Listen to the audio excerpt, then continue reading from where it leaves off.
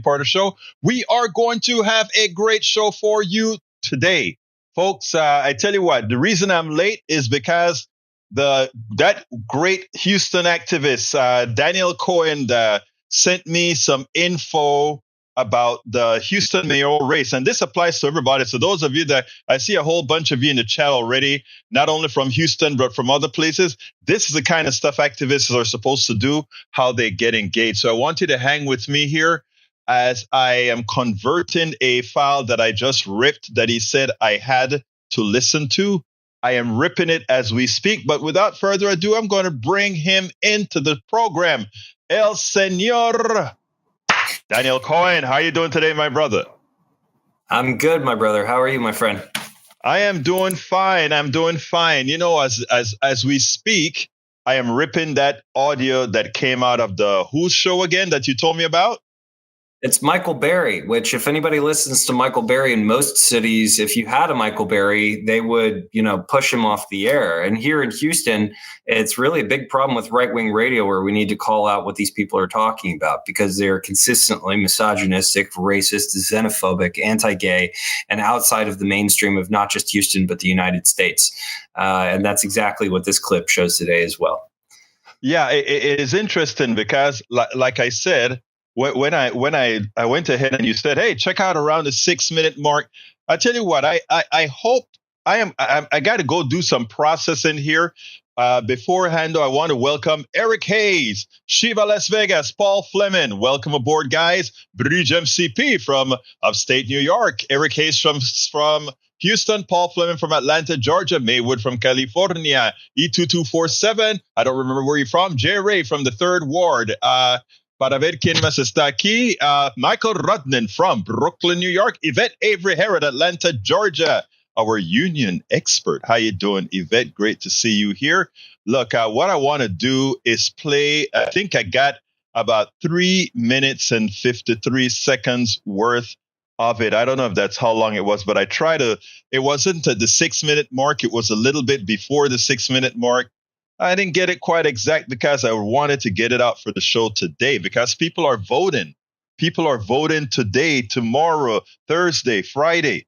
And we want folks to be well aware of this here. And I also want to make sure that you can hear it as I play it so you can comment about it. So before I play it, I need to go into my rendezvous mixer to make sure that it is going to be transmitted to you as well. So anyway, folks, how are you guys doing? It's great listening to you. As you can see, I'm buying time. So I tell you what, while I try to figure this out, tell us a little bit about the Houston election and why it is so important that we select the right mayor. Sure. So, I mean, look, Houston is, as many people know, the 4th largest city in the United States. We've had anemic turnout in many elections, including this one. Seattle is a much smaller city, but is cited as a city that has higher turnout in terms of mass votes than the city of Houston does, even though it has a much smaller population. So if we want to see better governance in the city of Houston, then we need people to show up and vote. And that means to the best of our abilities voting early, but at least making sure to vote on election day as well. It's that much more important because we know that the state of Texas has attacked the city of Houston, attacked Harris County, and passed laws that would make it easier for them to impact our elections and to have their say in our elections. And so we need people to show up. We need people to be engaged. And it's better if we continue to do it as early and as often as possible in terms of voting election over election and the different cycles that come up. The city elections, like I said, oft overlooked.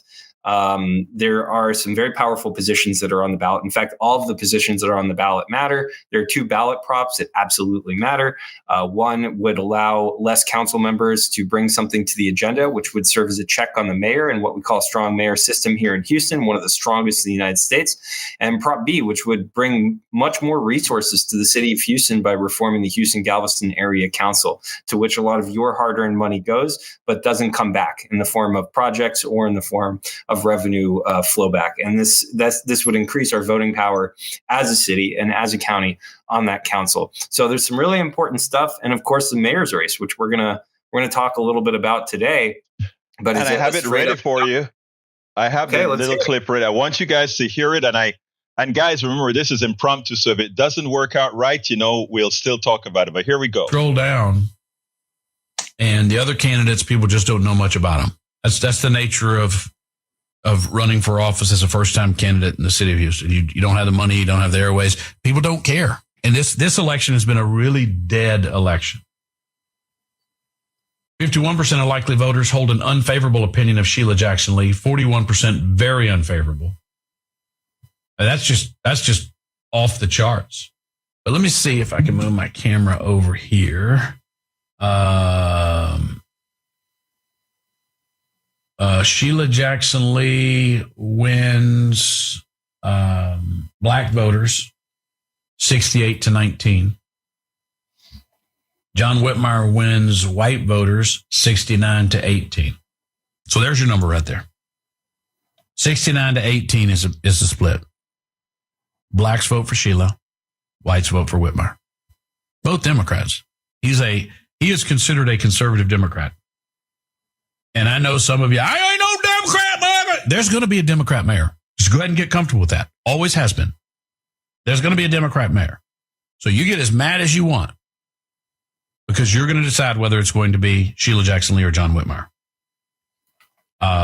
Whitmire has been the dean of the Senate for a very long time, and he's the criminal justice guy. Not saying he's perfect. He's going to say a lot of things you don't like. He's a labor guy.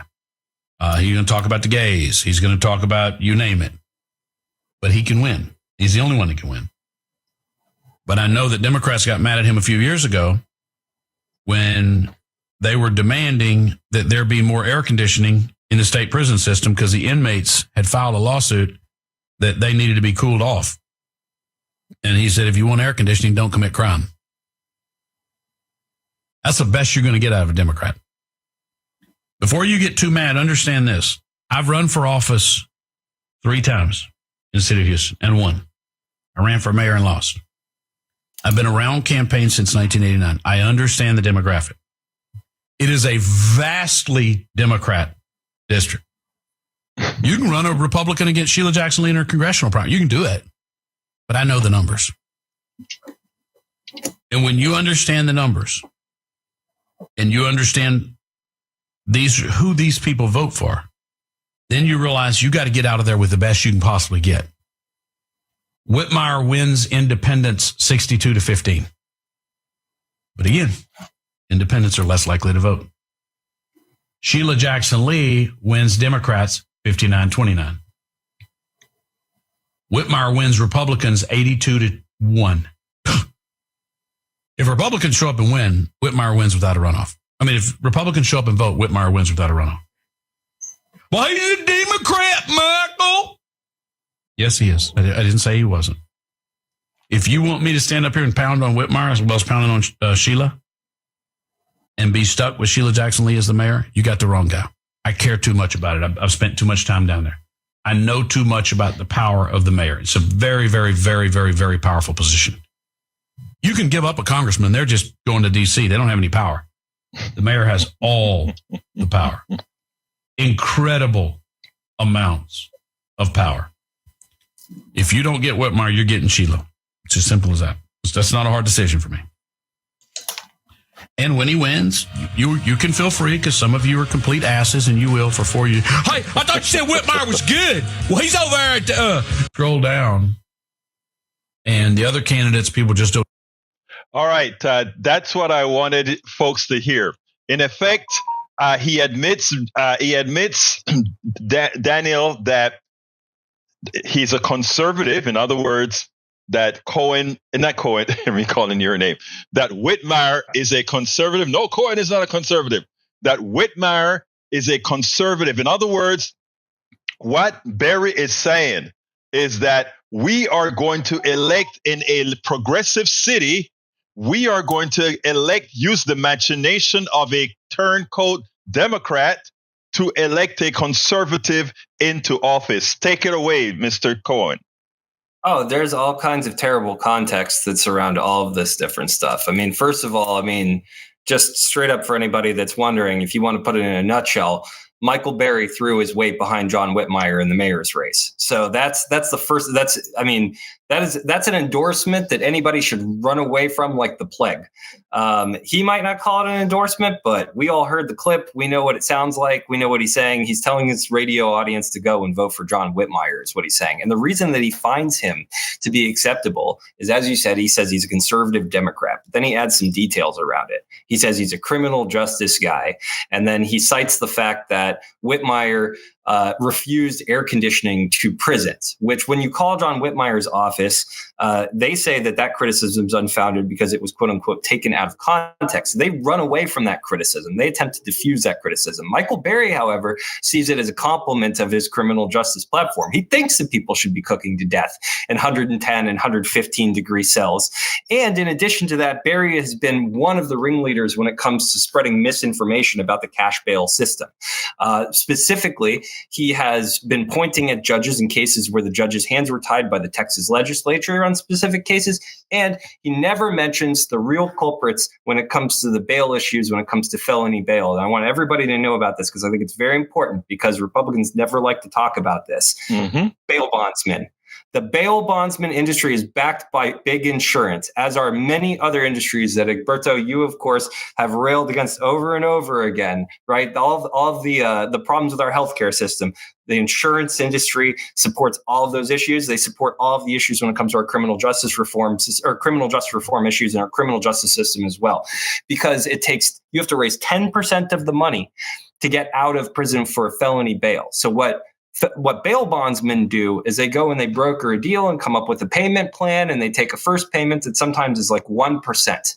And then they turn around and they know all of the tricks of the trade to lobby their way out of ever paying for a bond if somebody doesn't show up one way or another to begin with. Now, personally, and I think there's a lot of evidence to show this, the cash bail system doesn't do anything for anybody. If you're wealthy, if you're part of organized crime and you can raise $1 million bond, you can get out. If you're poor, you don't get out. It doesn't matter whether or not you did it. It's a matter of whether or not you're rich or poor, period. And so it doesn't keep anybody safe. And there's plenty of studies to show that. The Quattrone study shows that. And it came out just earlier this year that it saves better resources related to public safety, and that it has no impact on public safety specifically. And then, in fact, it decreases recidivism if you have misdemeanor bail reform. It was specific to misdemeanor bail reform. But we're also seeing good results out of Illinois right now, which have actually prevented some of the really wealthy people who were actually found guilty from paying their way out, and at the same time made sure to preserve resources on people that were slapped on the wrist with petty offenses. And it keeps them from getting put back into the system over and over again and bleeding the system dry of our dollars. These dirty bail bondsmen that Michael Berry likes to prop up have absolutely got to go from this system. Whitmire's not going to get rid of them. Michael Berry is on board with that. And that's why Michael Berry supports John Whitmire as the mayor of Houston, because he supports a broken criminal justice system. He is the chief defender of that broken criminal justice system. And Berry is on board with that system. He just wants to rip people apart. He wants to punish people. He wants to be dumb on crime. He wants to be hard on families. And this is the stuff that's not being talked about in this election as much as it should. But hopefully we do our best. We start talking to people and make sure that it comes up, because there's going to be a runoff and there's several weeks here for people to hear about it. So when you all go to the polls, you keep this in mind. Michael Berry's thrown his weight behind John Whitmire. And this is the same people. All of the Alex Mueller cabal is basically now on board with John Whitmire. The Mattress Macs of the world, the Richard Weekleys, and now the Michael Berrys. That's your media. That's your fundraisers. That's your entire Alex Mueller machine. So the MAGA machine backs John Whitmire in Houston, period, the end. Now, here's the thing, because I want you to restate that again and again, Daniel, because whenever you ask him about it, including, I don't know if you remember when I sent the email to PBS and they asked him the question that I asked, he tried to disassociate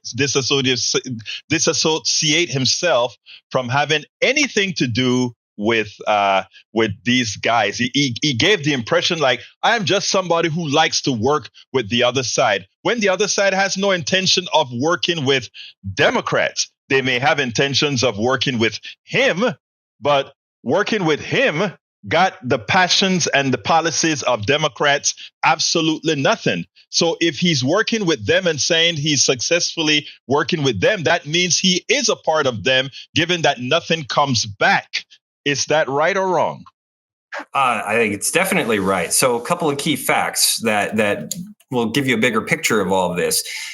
John Whitmire is the only Senate committee chairman in the Democratic Party in the Texas State Senate, because Dan Patrick knew that he could give John Whitmire a state on the committee and he would vote in alignment with him. Either it was ideological reasons or horse trading or whatever it is, it doesn't matter. The point is that they're actually aligned. And that's an issue because Dan Patrick is an extremist who takes Nazi cash and has voted for the most right-wing policies of any. Repeat that, because a lot of people don't believe that. He actually did take $3 million. Explain that real quick for our audience.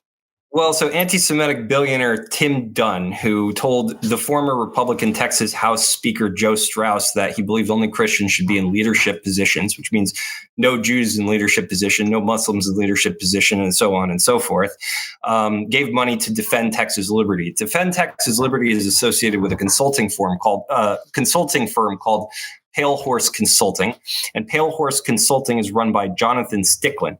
Now, Stickland hired a mask-off Nazi named Ella Maulding. You can look at her telegrams and her Twitter and see all the anti-Semitism that she's spoken about over the years. And they brought Nick Fuentes in, along with Chris Russo from Texans for Strong Borders. And the more that journalists keep pulling at this web, the bigger the network and the thread becomes of different white supremacists who are involved in the Texas Republican Party.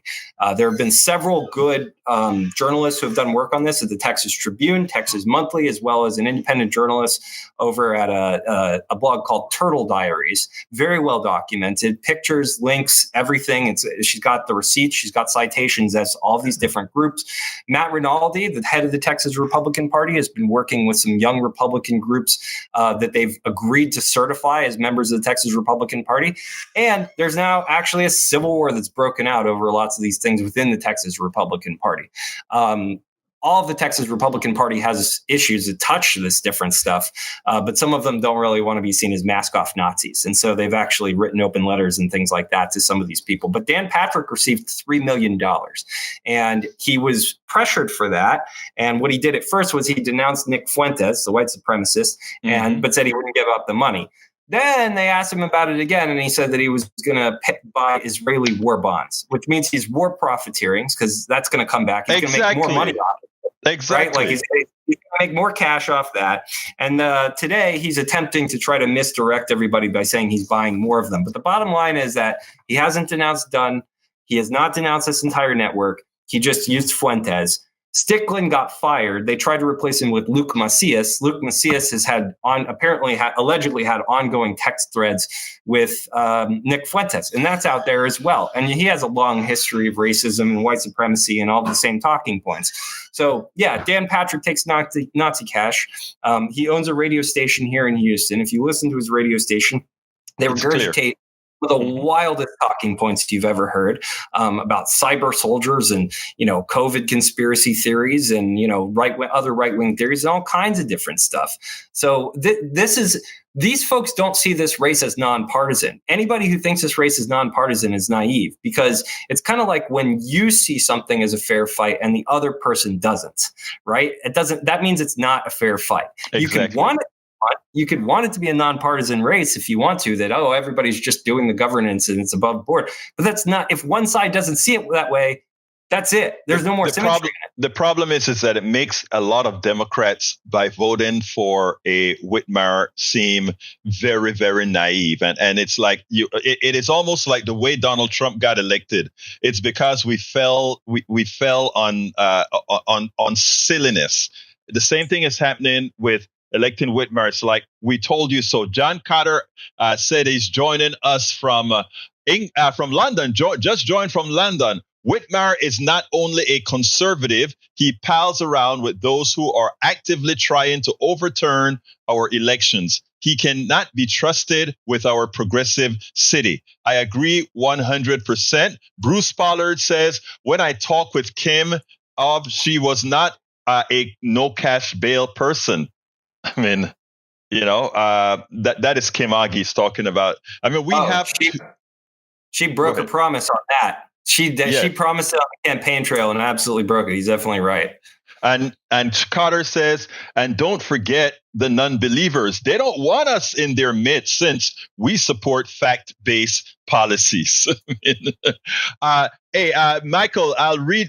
Let's save this one for after confine for another day. It's a very long one.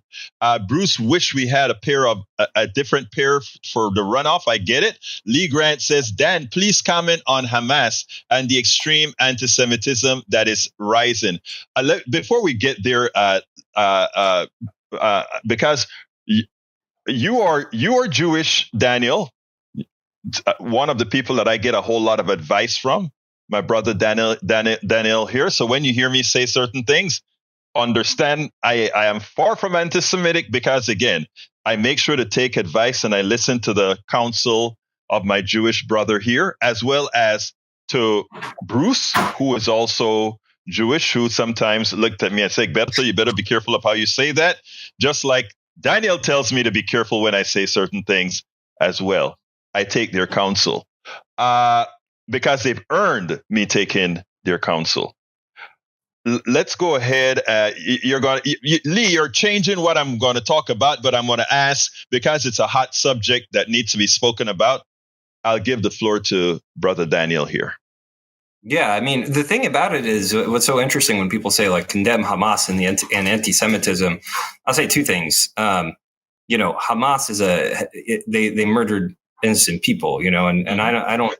And they murdered Me'eretz peace activists. What's so funny is that not funny, but strange funny, right? Like not comically funny. But if you look at the kibbutzniks that were murdered, some of them, their family members actually said, the people that you murdered and the people who you took hostage would never stand for innocents being killed in the names of that, of the people who were murdered, who were my loved ones.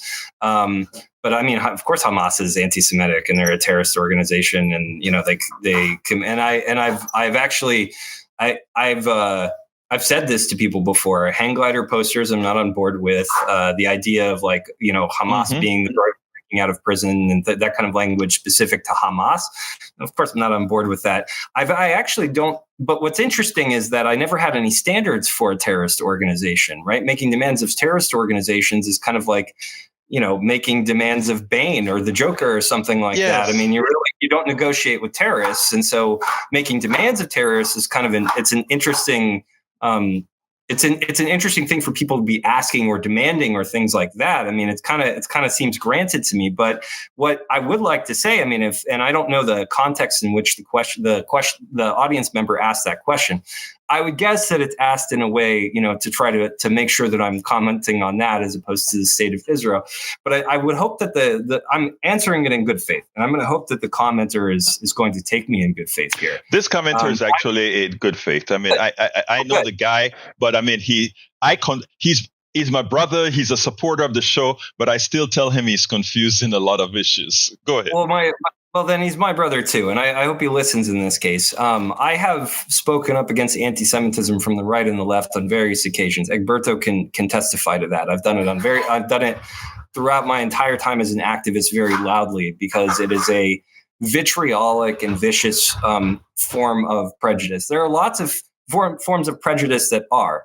And, when people say, well, what makes anti-Semitism different? What I would say is, in some ways it is, and in some ways it isn't, because all of these vile forms of prejudice are in some ways their own form of vile. And in some ways, they're no more or less vile than any of the other really vile forms of prejudice, whether it's, anti-blackness or anti-immigrants. A lot of the rhetoric surrounding that is always vile as well.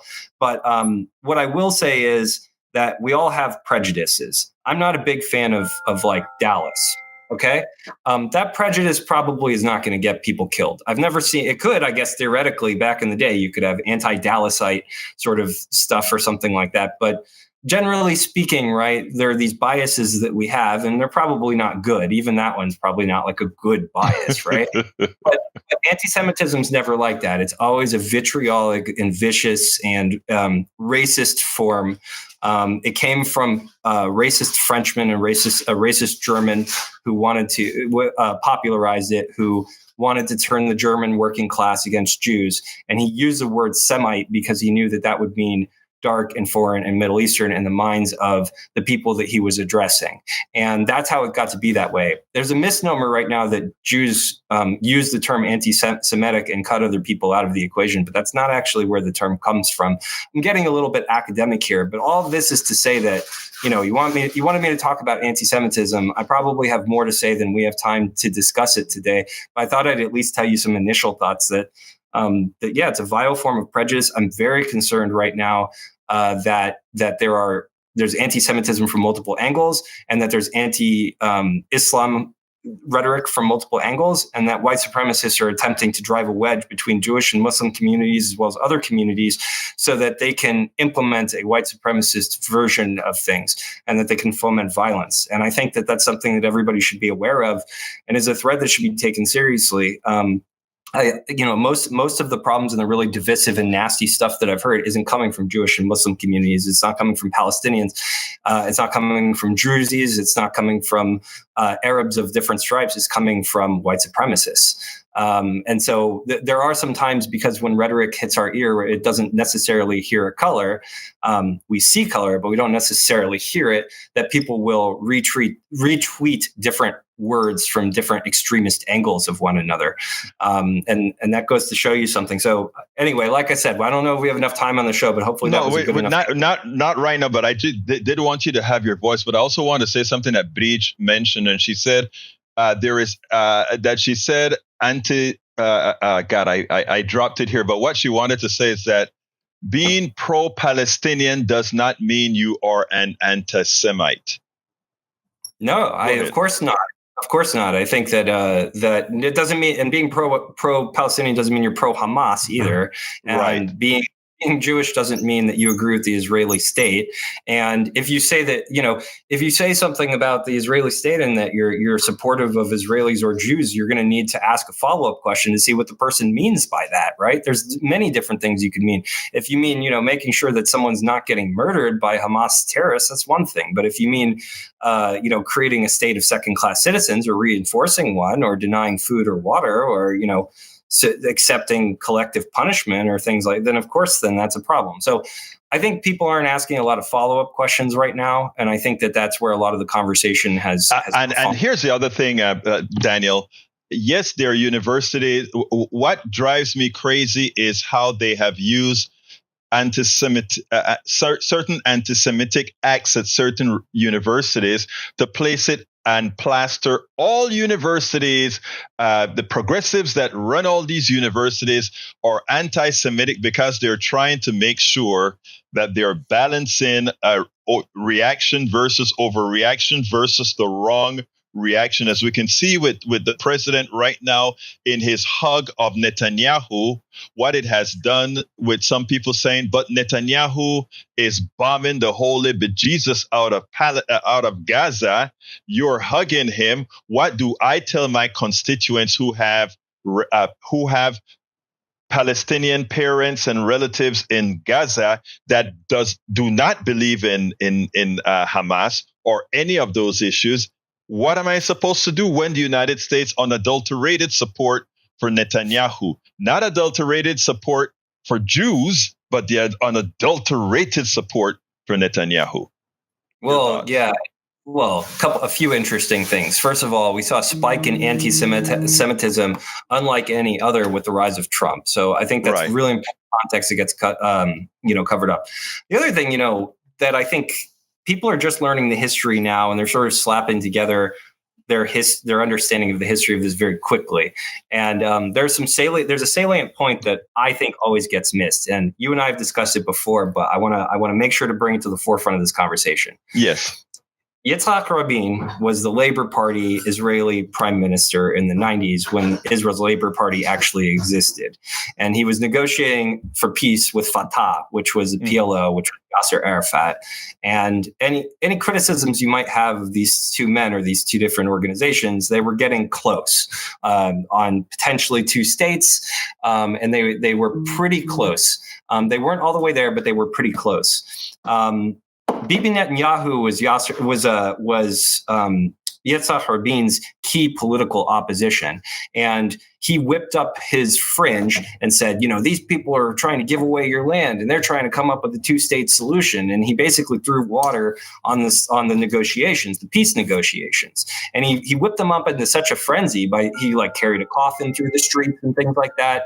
And he whipped them into such a frenzy that one of his right flank fringe members actually ended up shooting Rabin. So, and then when Bibi took power, he didn't want Fatah to have power, because if he actually had a negotiating partner at the table, then he would have to come to the table and discuss the possibility of a Palestinian state. Well, that didn't work for him, so he propped up Hamas instead. And there's extensive evidence for all of this. The least violence that was taking place in Israel-Palestine during this whole period was after the first Intifada and up through, I believe in the 6 Day War up through the first Intifada. And that was because you had free movements of people all over the country, right? Or at least fairly free movement, more free movement, let's say, right? Let's put some degrees. And what it goes to show you is that if you give people rights, if you give people movement, if you give people a society, and if you give people democracy, then you have less violence. It's not really a surprise. We figured this out a long time ago. It's not exactly news or anything like that. We know this to be the case. But I think there's a lot of stuff that's very overlooked. I think people don't know a lot about the term anti-Semitism. I hear a lot of people who are pro-Israeli state who say things like, well, there was never a Palestine, there was never a territory and things like that, which doesn't matter. It really has nothing to do with anything. There very clearly is a Palestinian nation at this point. There are 3,000 nations on earth. There's only 200 something countries on earth, 213, 214, depending on how you measure it. So I think there's a lot of people who are picking up these kind of half-baked understandings of what's gone on over the last 75 years, right? And are putting forward stuff that makes it more difficult for us to have peaceful conversations, and instead feeds into a lot of the aggression that we have that are put forward by folks like Netanyahu and put forward by people like Hamas, and specifically put forward by specifically put forward by these two parties. And right? we have our supremacists in here who actually are using these issues, not because they per se care about Jewish people, but because in fact they don't. Let's remember what occurred in Charlottesville and what the chant was in Charlottesville. So it is amazing that they do this. But anyhow, I just, since I always call this program the program that belongs to the people who are listening, and they brought up the anti-Semitic issue, and you are the right person to speak on it, I wanted to bring that up. But to close you out, Daniel, I want to go ahead and you tell us again your thoughts on the Houston mayoral race and what Democrats and sensible Republicans need to do in this election if they really care about the direction of this city. Well, it's very clear that the Mueller cabal, if you will, and by the way, Alex Mueller took $100,000 from Defend Texas Liberty, that same Nazi network that we talked about earlier, right? Same white supremacists, right? If you want to push back on that kind of extremism, then you can't vote for John Whitmire. And the candidate who has garnered the most support as an alternative to John Whitmire at this point is Sheila Jackson Lee. But you've got several candidates who are in the race, but you absolutely positively cannot vote for John Whitmire if you want to keep the extremists out of City Hall.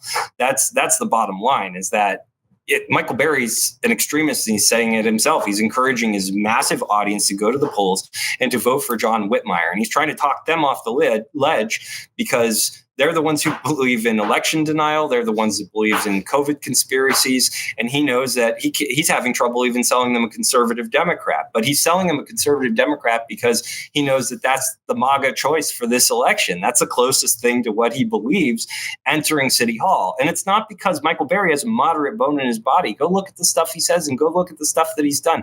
If he was in most other cities, he would have been boycotted. He would have been pilloried with calls by now, and he would have been kicked off the air. This is not a normal media ecosystem here in Houston. It's so good that we have free and independent press like you, Egberto, and those journalists that do work in places like the good journalists that are at the Chronicle and stuff like that, and the good journalists in the Tribune that cover things like that so that they can do good work. And Texas Observer, let's not forget them. In fact, we are honoring, Houston Peace and Justice Center is honoring the Texas Observer on the 12th of this month, of November. Absolutely. I mean, the Tribune even has, some of those reporters have done a great work. But they as an institution, they've caught a couple good reporters this past year. But and the Observer, they rallied to save their own newsroom, which was pretty remarkable. But it's so important that we have y'all, because this is a city with the 4th largest population, but we're 10th when it comes to things like media buys. We're very low when it comes to readership. We're very low when it comes to subscriptions. Basically, we're very low when it comes to circulation. Any of the standard mainstream media stats that relate to Houston, we punch below our weight. And so there is a vacuum here. There's a gap, and it's essential that good reporting step in and talk about this stuff, because we can see Michael Berry really shouldn't have an audience. He shouldn't really even be on the air. He shouldn't be treated as mainstream because he's an extremist. He's fringe, and he's supporting John Whitmire for mayor. And when extremists support people for public office, that means that person showed them that they would be willing to compromise and make room for their positions in public office. And that's a problem for anyone who's not an extremist. I want to stop you right there, because that is a key phrase that you just said there. When an extremist sees something in you that they want to support you, we should all run. It says something. Anyway, we want to continue with something that happened with John Mayorkas. I don't know if you want to stick around, but I want to play a piece by John Mayorkas that occurred today in the Senate that should kind of give people pause. So I'm going to go to that now, folks, and check this piece out, and then we'll take it on the other side. Senator Josh Hawley, senator from Missouri, was at a hearing today where we had DHS Secretary Alejandro Mayorkas, present. And what he attempted to do was to show some sort of a support for our Jewish brothers and sisters who are going through hell in America because of what Netanyahu is displaying in Gaza after the terrorist attack on Israel.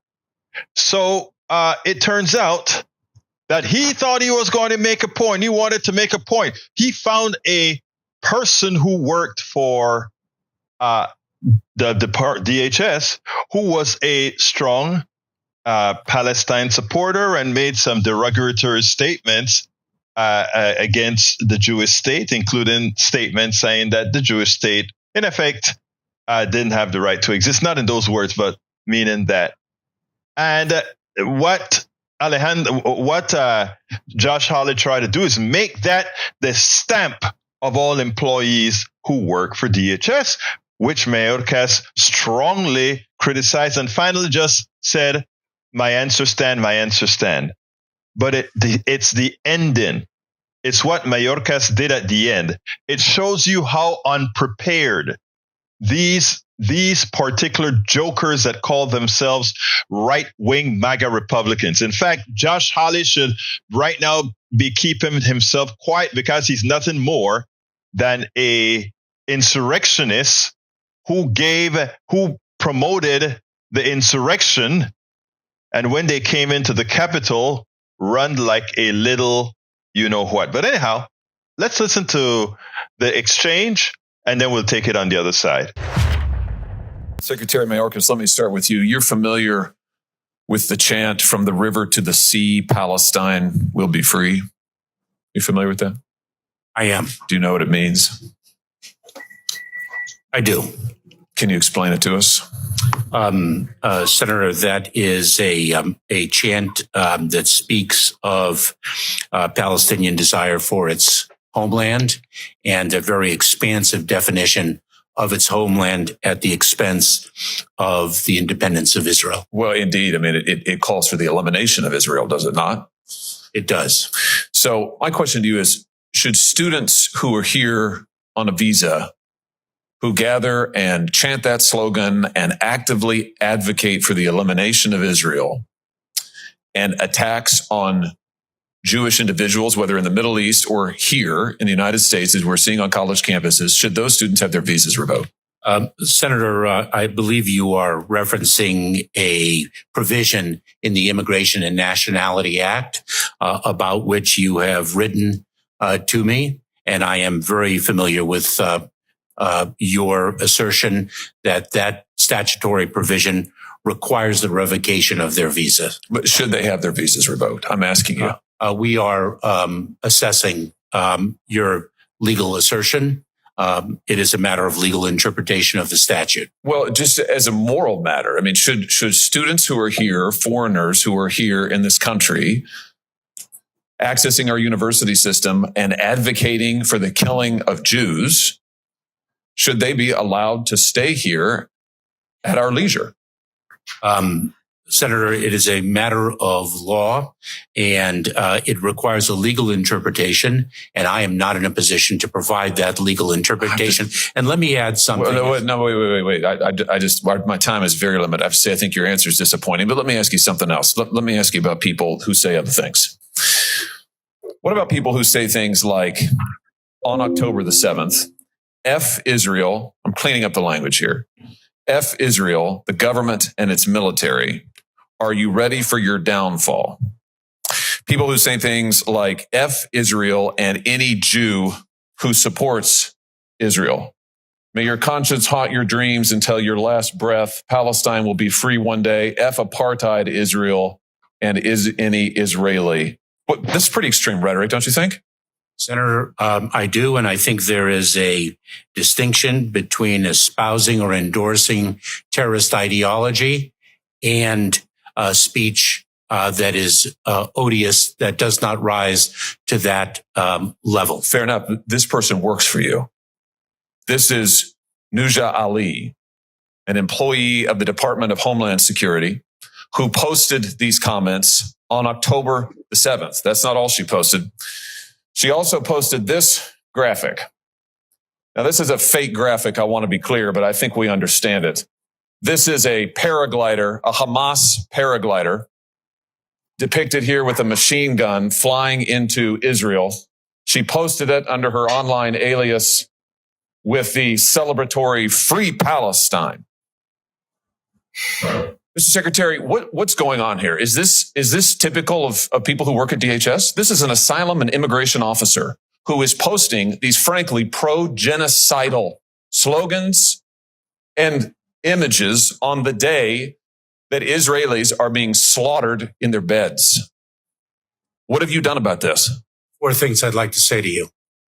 Number one, your question to suggest that that is emblematic of the men and women of the Department of Homeland Security is despicable.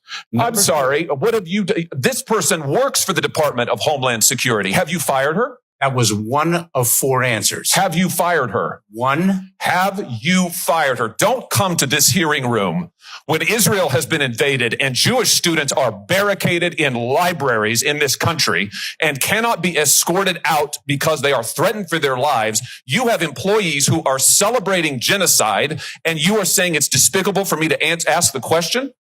Has she been fired? Mr. Chairman. Mr. Secretary. After the consumption of Senator Hawley's time, I'd like to speak. Has she been fired? Because I will we not would like an answer. Would you? Because I will not be given the opportunity. Has she been fired? So that individual has been placed on administrative leave. So she's not been fired. Number two. Why has she not been fired?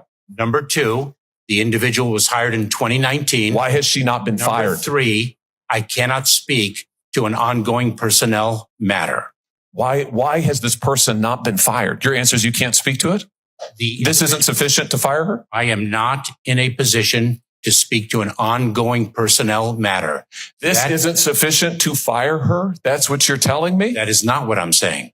But she's still on your payroll as we sit here today. That is not what I'm saying. She's still on your payroll as we sit here today. Senator? How many cases? She was an asylum and immigration officer. How many cases did she adjudicate? Senator, I'm not in a position to speak about an ongoing personnel. I'm not asking about that. I'm asking you how many cases she adjudicated. My answer remains. Did she adjudicate any cases involving Israelis seeking asylum in this country? Same answer. Well, let me just point you to what else she posted on social media, where she drew attention to the fact that she is an immigration and asylum officer. Hashtag immigrants, hashtag asylum seekers, hashtag Palestine, hashtag refugees welcome. This is on her LinkedIn post where she has her professional affiliation posted. So I think the American people deserve to know, has she admitted, contrary to law, individuals who should not be in this country, or denied Jewish refugees whose genocide she's advocating asylum that they deserve? Same answer. You're not going to tell us what this person's done? Are you conducting a review of her cases at least? Senator, as I have said over and over again, I cannot speak to an ongoing. You said that you will not. matter. I can't believe that you would come to this committee knowing this. You know about this. I've written to you about it. You know all about it. And you come here unwilling to answer and suggest that it is wrong of me to ask you the question. Quite frankly, Mr. Secretary, I think that your performance is despicable. And I think the fact that you are not willing to provide answers to this committee is absolutely atrocious. Fine. Number one, what I found despicable is the implication that this language, tremendously odious, actually could be emblematic of the sentiments of the 260,000 men and women of the Department of Homeland Security. Number one. Number two, Senator Hawley takes an adversarial approach to me in this question, and perhaps he doesn't know my own background. Perhaps he does not know that I am the child of a Holocaust survivor. Perhaps he does not know that my mother lost almost all her family at the hands of the Nazis. And so I find his adversarial tone to be entirely misplaced. I find it to be disrespectful of me and my heritage. And I do not expect an apology, but I did want to say what I just articulated. And let me tell you why I wanted to play that entire piece. I cut it a bit. I have a narrative at the end that I let slide. Let me tell you why I love that piece. Specifically because he didn't play into Jolly's hands. In other words, Hawley's, hear me, Jolly, Hawley's hands. He went ahead and he stood fast, and at the end, he didn't say, I'm Jewish up front. He just let the guy make a fool of himself. But not only that, but if I wish he had said it not as subtle as he did, but just said, and by the way, you see, I'm still cleaning up Trump's mess. Because remember who hired this woman. This woman was hired under the Trump administration. He didn't say it. He just said, this woman was hired in 2019. Well, if she was hired in 2019, she was hired under Trump. You should have said it.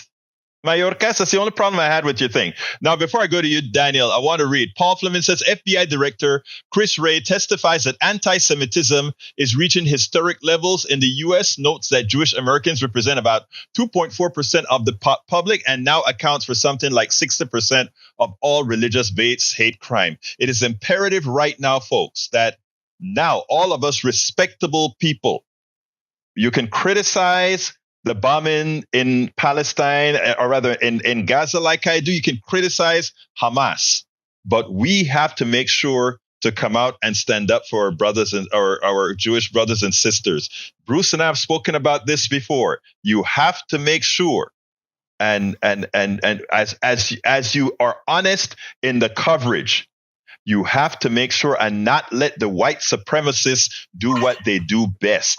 And that is to do what they did in Russia and what they do out here. Second thing I want to bring up is what Bridget had to say. Egberto Willis, every anti-Semitic thing Marjorie Taylor Greene has said and done so far, the anti-Semitic backstory of QAnon, promoting an anti-Semitic and anti-Muslim video, calling George Soros a Nazi, supporting the Pizzagate conspiracy theory. Where was Josh Hawley during all of this? As I title the thing, this is just fall Jewish support. Don't give me fall Jewish support. Give me real support. Your thoughts, my brother Daniel Cohen, president of Indivisible Houston and Houston Activist Extraordinaire. Your thoughts? Borrow from Mayorkas. Number one, look. I mean, I think that his answers were sufficient. I think Josh Hawley obviously bloviates. He's a blowhard. Yes. It's very clear. He was spinning something. He's very clever. because what he was spinning, actually, if you strip all the context out, he's got this very convincing kind of persuasive case, right? That any reasonable person would see this stuff and say, well, that's pretty bad. They really should be doing something about this. So I say all of this in the same breath as like I've had plenty of criticisms of Mayorkas, right? Is that there are honest criticisms that people can make regarding the immigration policy of the Biden administration. There's plenty of them. I'm sure that your listener base could come up with plenty of them on the spot right now. One of the best listener bases in the world, if not the best, right? But this was very, very clearly an attempt at manipulation, and I give him credit for handling it well. Like I said, I have lots of criticism. I remember when the Fraternal Order of Police backed Mayorkas as the pick for that position. And that's always a flag for me, to be totally honest with you. That means that the police unions have had buy-in, and you cross that with immigration and your eyes go wide because it's a little bit frightening. And we've seen some of those policies. But this was completely unfounded. Obviously, Hawley didn't know what he was talking about, and he tried to spring a trap, and he got counterpunched, and he looked like a sucker on national television. And I think the point where he basically lost the optical war, which I'm not the only person who's going to say this, I'm sure, was when Mayorkas pointed out that he was a descendant of Holocaust survivors. There really wasn't much that Hawley could do. He could grandstand and bloviate and talk about how he was a genocide apologist and, looking the other way on anti-Semitism. But once he said that, it appears to me that there wasn't a whole lot that he could do in the eyes of that video camera to recover from that. At that point, it was done. But anyway, we are having you here. This was a completely impromptu time with us, Daniel. But I'm happy that you're able to to join in, because again, when things pop up like that, we always want to be dynamic. We always want to be able to change things on the fly. So thank you for showing up with us today. I want to thank the audience for all the intelligent commentary you had there. I couldn't get to 90% of them, but you know what? Thank you for being here. You guys are wonderful. Anyway, give me a quick closer, Daniel, before I get out of here. Yeah, stay engaged, stay involved, go to the polls. Election day is coming soon. Early voting's going on right now. It's 7 to 7 at various locations. So, make sure that you go to the polls. And if you want to get active in Houston, then you can visit indivisiblehouston.com. That's indivisible, like one nation, indivisible, Houston, like this wonderful city.com, indivisiblehouston.com. And thanks as always for being a member of the Free and Independent Press, Egberto. I appreciate you, brother. Look, I appreciate you being here. Let me go ahead and tell folks, please remember to support the program. You can do that by going to politicsdoneright.com/support. politicsdoneright.com/support. And I am about to paste that into the field right now. And of course, it didn't work as it should, but I will clean that up right this minute. It's in the chat. politicsdoneright.com/support has all the different options in which you can support our program. As you can see, we are a very versatile program in making sure that we get the information to you. I'd love for you to subscribe, become a paid supporter of our newsletter. That also allows us to do what we need to do. Again, that you can go to politicsdoneright.com/newsletter to sign up to get it either for free, or if you decide that you want to give Politics Done Right a coffee a month, sign up for the Substack newsletter, politicsdoneright.com/newsletter. And by the way, Bridge, thank you so kindly for your support, for your super chat. Thanks, Dan, for all you know and how you are active. That came directly from one of our great supporters saying thank you. And thanks for that super chat. Lee Grant says, I'm glad to see Holly get some attention here. We need to listen to Senator Kennedy of Louisiana. Kennedy sometimes makes sense, but more often than not, he doesn't. But I hear you, brother Lee Grant. Lee Grant is one of our very supporting conservatives on the program. I love Brother Grant here. He tries. We hug him tightly.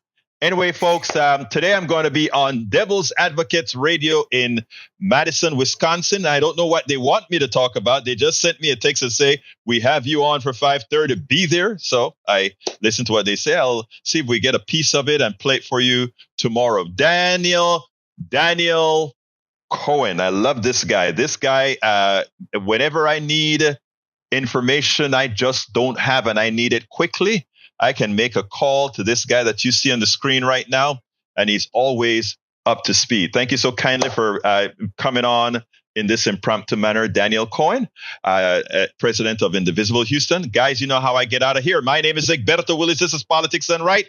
And you know how I end this, baby. I am what? Out. We spend a lot of time deconstructing the news, trying to parse it into a form that everybody can understand. We try to find those little nitpicks where it flies above the fray, etc. If you really like these videos that we do, I want to ask a big favor. Please go ahead. Number 1, subscribe to our channel, and number 2, please join if you can. Thank you so kindly for watching. Keep watching. Please remember to share. We must populate the entire internet with our progressive message, a message that we know is what most Americans say that they want. So help us, please join.